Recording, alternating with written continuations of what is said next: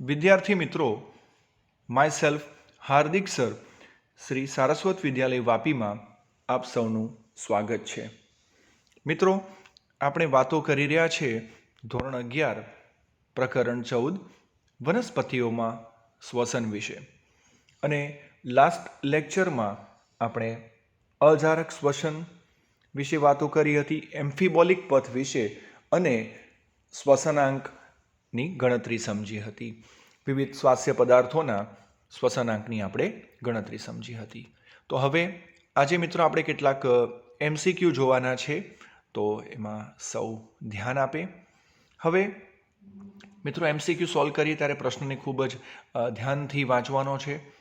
હવે પ્રશ્ન છે, ગ્લાયકોલિસિસની પ્રક્રિયામાં, એટલે કે પ્રક્રિયા ક્યાં થાય છે, અહીં થાય છે એવો પ્રશ્ન છે. ગ્લાયકોલિસિસની પ્રક્રિયાના સ્થાન વિશેનો પ્રશ્ન છે મિત્રો, કે પ્રક્રિયા ક્યાં થાય છે. ઓપ્શન છે કણાભસૂત્રના આધારકમાં, કણાભસૂત્રના ક્રિસ્ટી પટલમાં, કોષરસના આધારકમાં કે હરિતકણમાં. તો મિત્રો ગ્લાયકોલિસિસને યાદ કરીએ તો આપણે એવું કીધું હતું કે જારક અને અજારક બંને પ્રકારના શ્વસનમાં ગ્લાયકોલિસિસનો તબક્કો કોમન છે. બરાબર છે, કારણ કે આમાં O2ની જરૂર રહેતી નથી. અને ગ્લાયકોલિસિસ જે છે મિત્રો, આપણે એને EMP પથ પણ કહેતા હતા, યાદ કરજો. EMP, કારણ કે એના જે સંશોધક હતા EMP, એમ્બેડન, મેયરહોફ અને પરનાસ, એના નામ પરથી EMP પથ કહેતા હતા. કુલ 10 સ્ટેપ્સમાં પ્રક્રિયાને આપણે સમજ્યા હતા. એ દરમિયાન વિવિધ ઉત્સેચકોની પણ વાત કરી હતી. પરંતુ અહીં જે પ્રક્રિયા જે છે ક્યાં થાય છે એવો પ્રશ્ન છે. તો પ્રક્રિયા ક્યાં થાય છે? તો એ કોષરસના આધારકમાં પ્રક્રિયા થશે મિત્રો. ક્યાં થાય છે? કોષરસના આધારકમાં. એટલે એના સ્થાન પરથી, પ્રક્રિયાના સ્થાન પરથી અહીં પ્રશ્ન આવ્યો છે. તો મિત્રો એના પરથી ઘણા બધા પ્રશ્નો બની શકે કે જારક શ્વસનના કયા કયા તબક્કાઓ છે એને પણ યાદ કરવા. તો કે ગ્લાયકોલિસિસ, ક્રમશઃ ક્રેબ્સ ચક્ર અને ઓક્સિડેટિવ ફોસ્ફોરાયલેશન. તો એના પરથી પ્રશ્નો મિત્રો આવી શકે કે ક્રેબ્સ ચક્ર અને ETS, ઓક્સિડેટિવ ફોસ્ફોરાયલેશન પણ ક્યાં થાય છે. તો ફરીથી યાદ કરી લઈએ. તો ક્રેબ્સ ચક્ર ક્યાં થાય છે? યાદ કરજો. ક્રેબ્સ ચક્રની પ્રક્રિયા કણાભસૂત્રના આધારકમાં થતી હતી. જ્યારે ઓક્સિડેટિવ ફોસ્ફોરાયલેશનને જો યાદ કરીએ તો એ કણાભસૂત્રના ક્રિસ્ટી પટલમાં. તો મિત્રો આવા બીજા 3 પ્રશ્ન અહીંથી બની શકે છે. એટલે દરેક તબક્કો ક્યાં થાય છે, દરેક પ્રક્રિયા ક્યાં થાય છે એના પરથી. તો આગળ વધીએ છીએ મિત્રો. હવે પ્રશ્ન છે, નીચેમાંથી ખાલી જગ્યા તબક્કો જારક અને અજારક શ્વસન બંનેમાં જોવા મળે છે. તો ઓપ્શન છે ગ્લાયકોલિસિસ, B ક્રેબ્સ ચક્ર, C ઓક્સિડેટિવ ફોસ્ફોરાયલેશન અને D આપેલ તમામ. તો હમણાં જ વાત કરી તેમ, તો કે જારક અને અજારક બંનેમાં, તો કે જારક એટલે O2ની હાજરીમાં જે શ્વસન થાય અને અજારક એ O2ની ગેરહાજરીમાં. તો ગ્લાયકોલિસિસ પથ મિત્રો, EMP પથ જે છે, એને આપણે, તમને યાદ કરજો, જારક શ્વસનનો અજારક તબક્કો એવું પણ કહેતા હતા, કારણ કે એમાં O2ની જરૂર રહેતી નથી અને આ બંનેમાં કોમન છે. તો અહીં આન્સર શું આવે છે? આન્સર આવે છે ગ્લાયકોલિસિસ, જે જારક અને અજારક બંનેમાં જોવા મળે છે. બરાબર છે. હવે પ્રશ્ન છે, આગળ વધીએ છીએ મિત્રો. ખાલી જગ્યા એ પ્રાથમિક શ્વાસ્ય પદાર્થ છે. શ્વાસ્ય પદાર્થને યાદ કરીએ તો મિત્રો, જે શ્વસનની પ્રક્રિયામાં અંદર ઇન્વોલ્વ થાય છે, જે શ્વસનની ક્રિયા દરમિયાન જે ઘટકોનું ઓક્સિડેશન થાય છે, આપણે એ ઘટકોને શ્વાસ્ય પદાર્થો કહીએ છીએ. અને એમાં જુદા જુદા શ્વાસ્ય પદાર્થો તમે જાણો છો, પ્રોટીન, લિપિડ, બધા જ જાણો છો, કાર્બનિક એસિડ, ગ્લુકોઝ છે. બરાબર. પણ એમાં સૌથી પ્રાથમિક, જે સૌ પ્રથમ જેનો ઉપયોગ થાય એ પ્રાથમિક શ્વાસ્ય પદાર્થ તરીકે મિત્રો કોને ગણવામાં આવે છે? એ ગ્લુકોઝ એ મુખ્ય શ્વાસ્ય પદાર્થ છે, પ્રાથમિક શ્વાસ્ય પદાર્થ છે. તો એકમાંથી બીજા પ્રશ્નો મિત્રો પૂછી શકાય છે અહીં. આ શ્વાસ્ય પદાર્થો પછી એના પરથી શ્વસનાંક ગણવાની પણ રીત આવી શકે છે, શ્વસનાંક ગણવાના પ્રશ્નો પણ આવી શકે છે. હવે આગળ વધીએ છીએ મિત્રો. પ્રશ્ન છે, નીચેમાંથી ટ્રાઇપામિટીન ખાલી જગ્યા છે. ટ્રાઇપામિટીન. તો મિત્રો યાદ કરજો, આપણે શ્વસનાંક આરક્યુ જ્યારે ગણ્યા હતા ત્યારે એમાં ટ્રાઇપામિટીનનું જે ઉદાહરણ હતું એમાં સમીકરણ જે આપ્યું હતું ટ્રાઇપામિટીનનું એને યાદ કરીએ. તો એના પરથી પ્રશ્ન આવ્યો છે. તો એના બંધારણમાં CHO છે, પરંતુ એમાં C કેટલા છે તો કે કાર્બન 51 આવશે, હાઇડ્રોજન 98 અને O6. તો C51H98 અને O6 વાળું જે સૂત્ર છે એ કોનું છે? ટ્રાઇપામિટીનનું છે. એટલે સાચો આન્સર શું આવે છે અહીં? C51H98 અને O6. તો ટ્રાઇપામિટીન. એના જો આરક્યુને યાદ કરીએ મિત્રો, આપણે જે આરક્યુ ગણ્યો હતો યાદ કરજો, 0.7 કંઈક આવ્યો હતો. ચરબીનો આરક્યુ જે છે, લિપિડનો આરક્યુ જે છે એ 1 કરતાં ઓછો હોય છે. વિવિધ શ્વસનાંકોની ગણતરી આપણે સમજ્યા હતા કે એમાં કેવી રીતે કરવાની છે. હવે મિત્રો આગળ વધીએ છીએ. પ્રશ્ન છે, ગ્લાયકોલિસિસ અને ક્રેબ્સ ચક્ર વચ્ચેનું મધ્યસ્થ સંયોજન. ગ્લાયકોલિસિસ અને ક્રેબ્સ ચક્ર વચ્ચેનું મધ્યસ્થ સંયોજન કયું છે? તો મિત્રો યાદ કરજો કે ગ્લાયકોલિસિસની પ્રક્રિયાને અંતે 6 કાર્બનવાળા ગ્લુકોઝના એક અણુમાંથી 3 કાર્બનવાળા પાયરુવિક એસિડના 2 અણુનું નિર્માણ થતું હતું. બરાબર છે. ત્યારબાદ આ પાયરુવિક એસિડ જે છે મિત્રો, ક્રેબ્સ ચક્રમાં એન્ટર થતાં પહેલાં યાદ કરજો, એની પૂર્વ પ્રક્રિયામાં આપણે વાત કરી હતી. તો એમાં સૌપ્રથમ એસિટાઇલ કોએન્ઝાઇમ બને અને એસિટાઇલ કોએન્ઝાઇમ પછી એ ચક્રમાં પ્રવેશતો હતો. તો અહીં આન્સર શું આવે છે? એનું મધ્યસ્થી સંયોજન જે છે એ શું છે? એસિટાઇલ કોએન્ઝાઇમ એ છે. તો સરસ પ્રશ્નો છે મિત્રો. હવે પ્રશ્ન છે, કયા ઘટકનો શ્વસનાંક 4 છે? ઓપ્શન્સ છે ગ્લુકોઝ, કાર્બનિક એસિડ, લિપિડ કે પ્રોટીન. મિત્રો હમણાં જ તમને કીધું કે શ્વસનાંક ઉપરથી પણ પ્રશ્નો આવી શકે છે. તો શ્વસનાંક રેસ્પિરેટરી કોશિયન્ટ આરક્યુ વિશે વાતો કરી હતી. બરાબર છે. તો એની વ્યાખ્યાને યાદ કરજો. તો શ્વસન દરમિયાન મુક્ત થતા CO2 અને એ દરમિયાન વપરાતા O2ના ગુણોત્તરને શ્વસનાંક કહીએ છીએ, આરક્યુ કહે છે. તો એનું સૂત્ર હતું મિત્રો યાદ કરજો. બરાબર. અને એના પરથી ગણતરી આપણે જોઈ હતી. તો શ્વસનાંકના જે મૂલ્યનો આધાર છે એ કયા પ્રકારના દ્રવ્યનું શ્વસન થાય છે એના પર રહેલો છે. તો અહીં શ્વસનાંક જે છે મિત્રો કેટલો છે? 4 બતાવ્યો છે. 4 છે. તો આપણે યાદ કરીએ મિત્રો, ગ્લુકોઝને, કાર્બોદિતના શ્વસનાંકને યાદ કરીએ તો કાર્બોદિતનો શ્વસનાંક કેટલો હતો? 1 હતો. યાદ કરજો, કાર્બોદિતનો શ્વસનાંક કેટલો હતો? 1 હતો. જ્યારે ચરબીનો શ્વસનાંક જે છે મિત્રો 1 કરતાં ઓછો તો <1, અને એમાં ટ્રાઇપામિટીનનું ઉદાહરણ હતું 0.1 હતો. અને પ્રોટીનને યાદ કરીએ તો પ્રોટીનનો શ્વસનાંક હતો 0.8 થી 0.9 સુધી. બરાબર છે. અને ઓર્ગેનિક એસિડ, કાર્બનિક એસિડને જો યાદ કરીએ તો એનો શ્વસનાંક 1 થી વધુ હતો. અને એમાં ખાસ કરીને યાદ કરજો, આપણે ઓક્ઝેલિક એસિડના શ્વસનાંકની વાત કરી હતી તો એનો શ્વસનાંક કેટલો હતો? 4. એટલે અહીં ઓક્ઝેલિક એસિડ નથી આપ્યું, પણ ઓક્ઝેલિક એસિડ શું છે? કાર્બનિક એસિડ છે, ઓર્ગેનિક એસિડ છે. માટે એનો શ્વસનાંક જે છે એ 4 છે. એટલે જે પ્રશ્ન હતો કયા ઘટકનો શ્વસનાંક 4 છે, તો આન્સર અહીં શું આવે છે? એ કાર્બનિક એસિડ આન્સર આવશે અહીં. આગળ વધીએ મિત્રો. હવે પ્રશ્ન છે, અસંગત અલગ તારવો. નીચેમાંથી અસંગત શું છે તે જોવાનું છે. તો ઓપ્શન્સ જોઈએ. ક્રેબ્સ ચક્ર, સાઇટ્રિક એસિડ ચક્ર, TCA ચક્ર અને C4 ચક્ર. તો મિત્રો જે ક્રેબ્સ ચક્ર છે તે જ સાઇટ્રિક એસિડ ચક્ર છે મિત્રો. એની પ્રથમ સ્થાયી નિપજ જે છે સાઇટ્રિક એસિડ છે. અને TCA ટ્રાઇકાર્બોક્સિલિક એસિડ ચક્ર, એનો મતલબ આ ત્રણેય જે છે એક જ છે. તો C4 પથને યાદ કરીએ તો C4 તો આપણે પ્રકાશ સંશ્લેષણવાળા પ્રકરણમાં એની વાત થઈ હતી, હેચ-સ્લેક પથ, બરાબર. હેચ-સ્લેક ચક્ર આ અલગ છે. તો અહીં અસંગત જે છે કયું દેખાઈ રહ્યું છે? અસંગત. એ C4 ચક્ર અહીં અસંગત દેખાઈ રહ્યું છે. એટલે અહીં બાકીના જે ઓપ્શન્સ છે એ ક્રેબ્સ ચક્રના જુદા જુદા નામો આપ્યા છે. તો અહીંથી પણ આવા પ્રશ્ન બની શકે છે મિત્રો, યાદ કરજો. આગળ વધીએ. હવે પ્રશ્ન છે, નીચેમાંથી કયું તત્વ ગ્લાયકોલિસિસ માટે જરૂરી છે મિત્રો?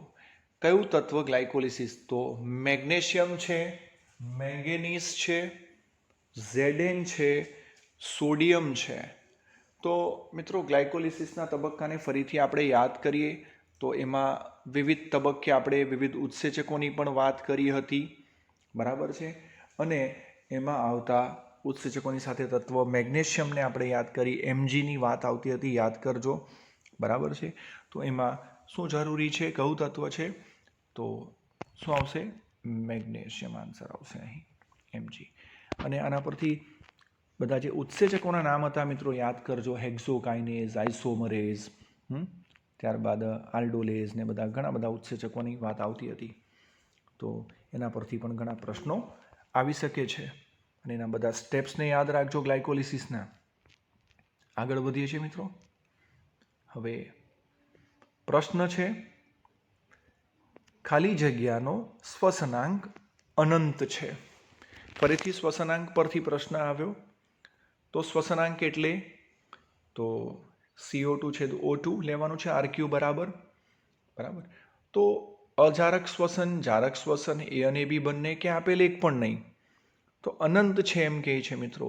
તો યાદ કરજો, અજારક શ્વસનમાં O2ની વાત આવતી નથી, O2ની ગેરહાજરી હોય છે. એટલે શું આવશે? અજારક શ્વસનની અંદર એનો શ્વસનાંક અનંત આવશે.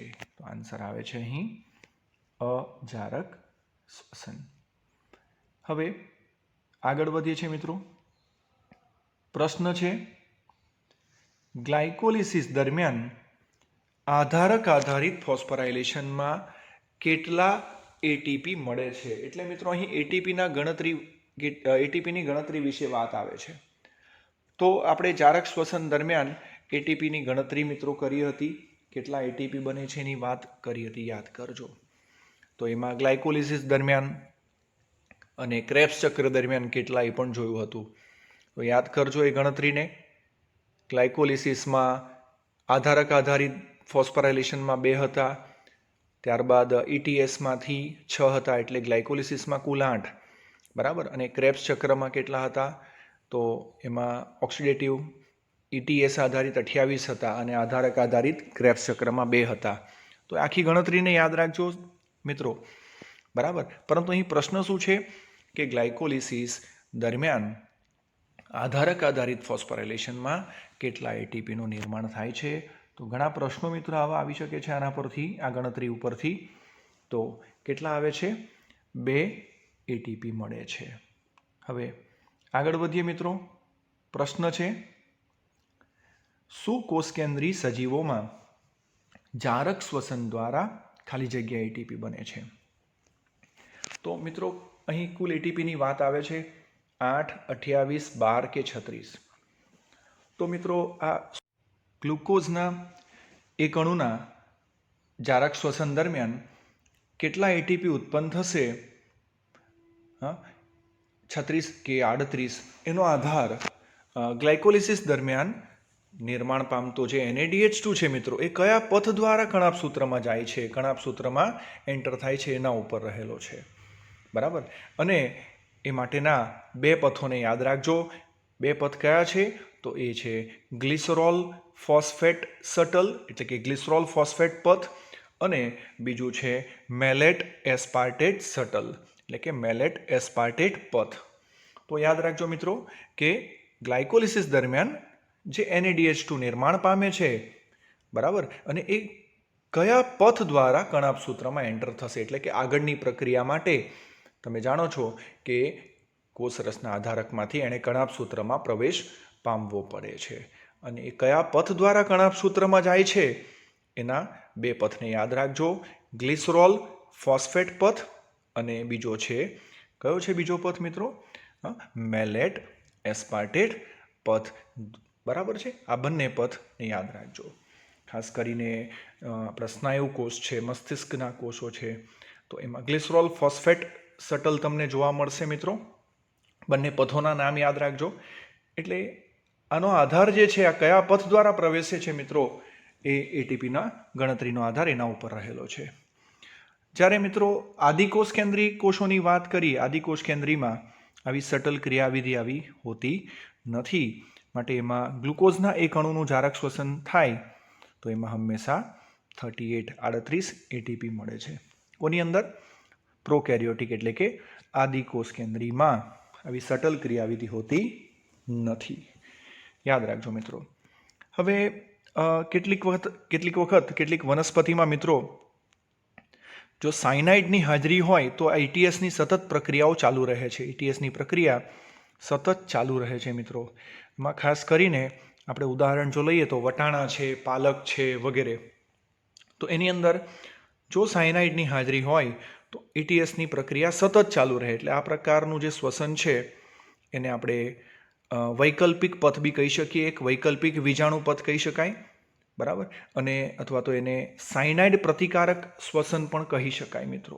યાદ રાખજો, પ્રશ્ન આવી શકે આવો. વનસ્પતિના નામ યાદ રાખજો, વટાણા છે, પાલક છે વગેરે વનસ્પતિમાં કે જેની અંદર સાયનાઇડની હાજરીમાં ETS સતત ચાલુ રહે છે. એટલે એક વૈકલ્પિક પથ થયો. એટલે એને આપણે સાયનાઇડ પ્રતિકારક શ્વસન પણ કહી શકાય, એવો પણ પ્રશ્ન આવી શકે છે.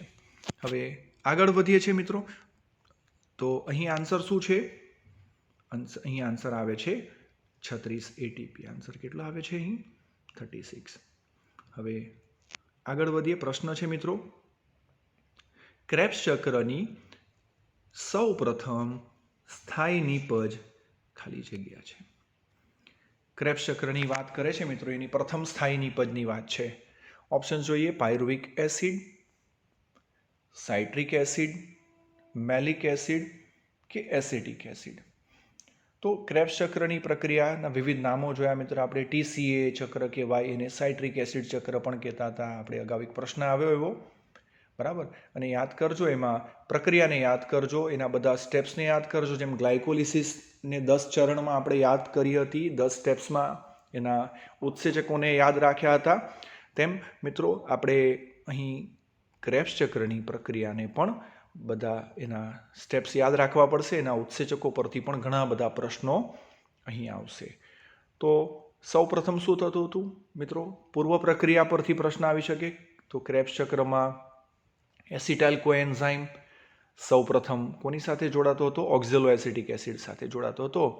અને યાદ કરજો મિત્રો, સૌ પ્રથમ સ્થાયી નીપજ જે છે એની સાઇટ્રિક એસિડ બનતી હતી. સાઇટ્રિક એસિડ પછી ત્યારબાદ આઇસોસાઇટ્રિક એસિડ બનતી, આઇસોસાઇટ્રિક પછી આલ્ફા કીટોગ્લુટેરિક એસિડ, અને ત્યારબાદ નિર્માણ પામતા હતા મિત્રો. યાદ કરજો, સક્સિનિક એસિડ અને ફ્યુમરિક એસિડ અને મેલિક એસિડ અને ફરીથી ઓક્ઝેલો એસિટિક એસિડનું પુનઃનિર્માણ.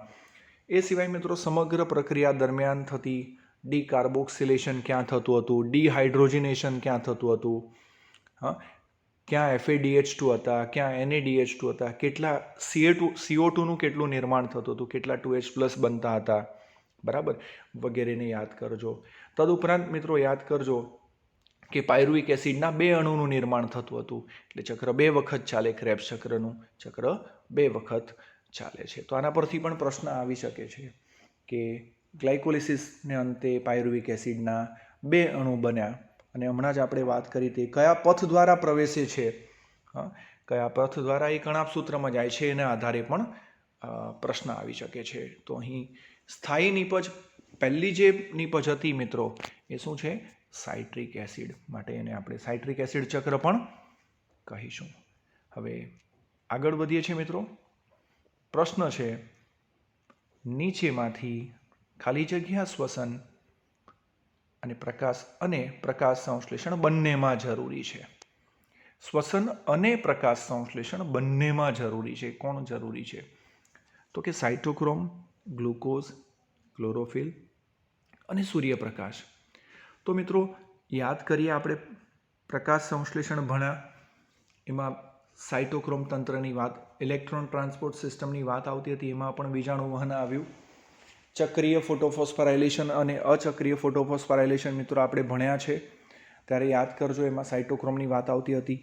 અને હાલ શ્વસનની પ્રક્રિયા હમણાં જોઈ, એની અંદર આપણે ETSની વાત આવી, ઓક્સિડેટિવ ફોસ્ફોરાયલેશનની વાત આવી. તો તમે જોઈ શકો છો કે આ બંનેની અંદર કોની વાત આવે છે? સાઇટોક્રોમ. તો અહીં બંનેમાં કોમન જરૂરી શું છે? તો આન્સર આવે છે સાઇટોક્રોમ. આગળ વધીએ છીએ મિત્રો. હવે પ્રશ્ન છે, ગ્લાયકોલિસિસ દરમિયાન ગ્લુકોઝના એક અણુમાંથી પાયરુવિક એસિડના કેટલા અણુ બને છે? તો મિત્રો સરળ પ્રશ્ન છે આ તો, કે ગ્લાયકોલિસિસના પથને યાદ કરીએ, એની શરૂઆત ક્યાંથી થતી હતી? તો ગ્લુકોઝના એક અણુના વિઘટનથી શરૂઆત થાય છે. ગ્લુકોઝનો એક અણુ તૂટવાની શરૂઆત થાય છે, બરાબર. અને મેં હમણાં જ કીધું તેમ બધા ઉત્સેચકોને યાદ કરજો, ક્રમને યાદ કરજો. અને એક અણુમાંથી પાયરુવિક એસિડના 3 કાર્બનવાળા પાયરુવિક એસિડના 2 અણુનું નિર્માણ થતું હતું. 6 કાર્બનવાળા ગ્લુકોઝના એક અણુમાંથી 3 કાર્બનવાળા પાયરુવિક એસિડના 2 અણુનું નિર્માણ થતું હતું. એટલે સમગ્ર પ્રક્રિયા દરમિયાન જે કંઈક ઘટનાઓ બનતી હતી એ બધી જ યાદ કરજો. ઘણા બધા પ્રશ્નો એના ઉપરથી મિત્રો આવી શકે છે. તો આન્સર શું આવે છે અહીં? આન્સર આવે છે 2. હવે આગળ વધીએ છીએ મિત્રો. પ્રશ્ન છે, FADમાંથી H2ના વીજાણુ વહન દરમિયાન કેટલા ATP બને છે?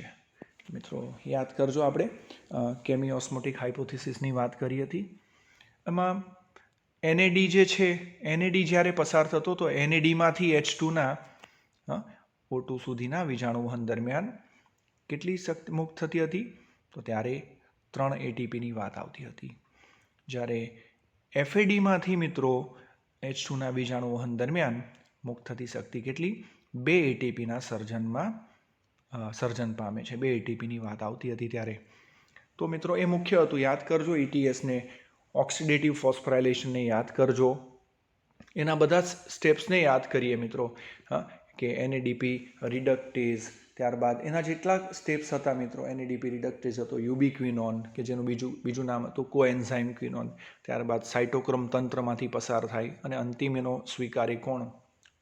તો આખી જે ઓક્સિડેટિવ ફોસ્ફોરાયલેશનની પ્રક્રિયા, એના પરથી પણ મિત્રો ઘણા બધા પ્રશ્નો આવે. એ ETS ક્યાં થાય? ઇલેક્ટ્રોન ટ્રાન્સપોર્ટ સિસ્ટમ, એ પ્રક્રિયા ક્યાં થશે? આ તો આપણે અગાઉ જોયું તેમ ઓક્સિડેટિવ ફોસ્ફોરાયલેશનની જે પ્રક્રિયા છે મિત્રો, એ કણાભસૂત્રના ક્રિસ્ટી પટલમાં થશે, બરાબર. અને આપણે વાત કરી મિત્રો કે ATPની જે ગણતરી છે એનો આધાર આ FAD અને NADના વહન દરમિયાનની વાત પર રહેલો છે. તો યાદ રાખજો ફરીથી, FAD જે છે, FADમાંથી H2ના વીજાણુ વહન દરમિયાન અહીં કેટલા?